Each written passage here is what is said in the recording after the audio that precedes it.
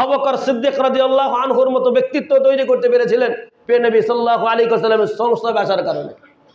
ওনার স্ত্রী একবার ওনাকে বললেন, আমাদের একটু মিষ্টি খাওয়ার মনে চায়, মিষ্টি খাওয়ার মনে চায়। চিন্তা করে দেখেন, খলিফাতুল মুসলিমিন আবু বকর সিদ্দিক রাদিয়াল্লাহু আনহু ওনার স্ত্রী ওনাকে বলেন, মিষ্টি একটু মিষ্টান্ন, যদি সারা বছর তো মিষ্টান্নর আয়োজন হয় না, তো আমাদের একটু মিষ্টান্নর আয়োজন করা দরকার।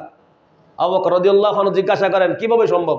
আমাদের তো কি নাই বাজেট, যেটা বাইতুল মাল থেকে, রাষ্ট্রীয় কোষাগার থেকে আমাদের জন্য বাজেট যেটা করা হয়েছে, ওই বাজেট থেকে তো আমাদের মিষ্টান্নর আয়োজন করার মতো আমাদের সামর্থ্য নাই। ঠিক আছে, আমি যদি বাঁচায়া বাঁচায়া করতে পারি, কয় ঠিক আছে করো।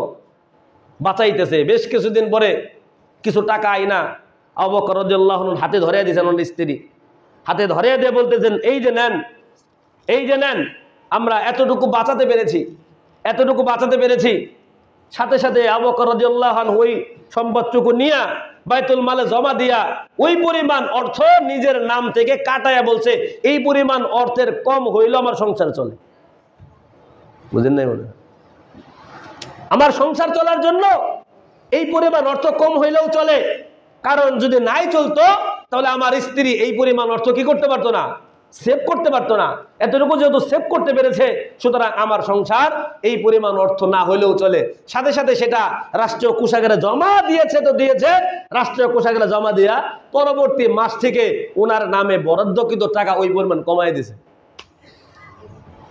আর আমাদের কাছে ছোট্ট একটা বাজেট আসলে, একটা ব্রিজের জন্য যদি 2 কোটি টাকার বাজেট আসে, মোটামুটি 10 লাখ টাকার কাজও হয় না। না ভুল বললাম? যে 2 কোটি টাকার বাজেটের ব্রিজ 10 লাখ টাকার কাগজ, 10 লাখ 15 লাখ 20 লাখ টাকার কাজ হয় না। পুরা 2 কোটি টাকার মধ্যে কয় ভাগ খাইছে হিসাব করে দেখেন, 90 ভাগই তো শেষ। একই রাস্তা এমন ভাবে করা দরকার। সেই ব্রিটিশ আমলে আমাদের যে ব্রিজগুলো হয়েছে এখন পর্যন্ত স্থির চলতেছে, এরপরে যে রাস্তাঘাটগুলো হয়েছে ওই সময়ের, এখন পর্যন্ত সেই রাস্তাঘাট চলমান। আর আমরা যে রাস্তাঘাট নতুন করতেছি 2 বছর যাইতে পারে না, রাস্তার এদিক দিয়ে নাই ওদিক দিয়ে নাই। আমার এলাকা উত্তরখান, দক্ষিণ খান, আমাদের যে এলাকা, আমার 2013 সাল থেকে আমার মাদ্রাসা উত্তরখানে, ওই রাস্তাটা আমাদের আসার পরে মনে হয় 3 বার না 4 বার সংস্কার হইল। বারবার এরকম ড্রেনেজের কাজ করে, ড্রেন করে রাস্তাঘাট ঠিক করে। তো কয় বছর? 12 বছর।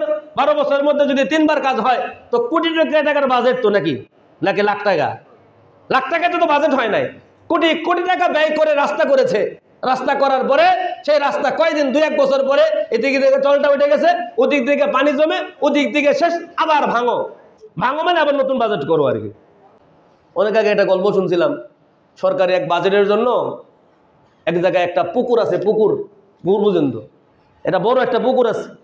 তো সরকারের কাছে আবেদন করছে, এখানে অনেক বাচ্চা কাচ্চারা আসা যাওয়া করে, পুকুরে পড়ে মানুষের কষ্ট হইতে পারে, বাচ্চাদের ক্ষতি হইতে পারে, তো এই পুকুরটা ভরার জন্য একটা বাজেট দেন। ওকে সরকার একটা বাজেট দিছে, হ্যাঁ বাজেট দিছে পুকুর ভরাটের, সেই টাকা খেয়ে ফেলছে।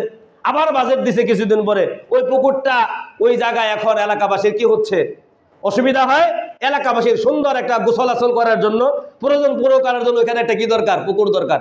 আবার নতুন করে পুকুরের বাজেট হয়েছে, আবার এখন পুকুর কাইটা এখন বাজেট পূর্ণ করে পাঠানো হয়েছে। আলহামদুলিল্লাহ আমাদের এলাকায় সুন্দর একটা পুকুর হয়েছে। একই পুকুর ভরার জন্য এক বাজেট, ওই পুকুর না ভরে ওই পুকুরকে আবার কি করা, পুকুর খননের জন্য আবার নতুন করে আরেক বাজেট। এই তো চলতেছে।